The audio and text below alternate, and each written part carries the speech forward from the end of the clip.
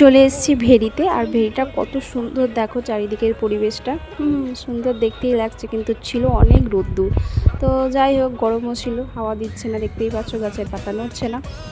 আর আমরা এসেছিলাম হচ্ছে মাছের লোভে, কিন্তু মাছ তো অনেক বড় পেয়েছে, দেখাবো লাস্টে। আর এই দেখো আমার দাদু কত যত্ন করে কত গাছ বসিয়েছে ভেরিটাতে, মানে চারিদিকে ভেরির চারিদিকেই এরকম গাছ বসানো আছে, অনেক গাছ বসিয়েছে দাদু।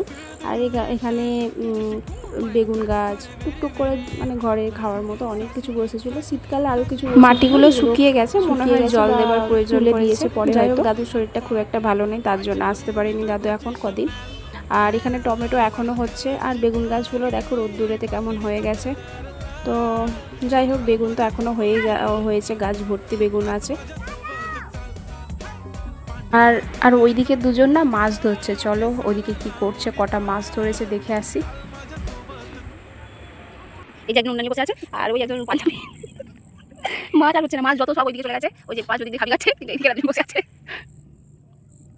অঙ্কুশ সর। দেখেছো তো বন্ধুরা, কত বড় মাছ ধরেছে, কি করে যে বাড়িতে নিয়ে যাবো ওটাই ভাবছি। কি ওটা মামা, কি দেখি হাতে, কি তোর?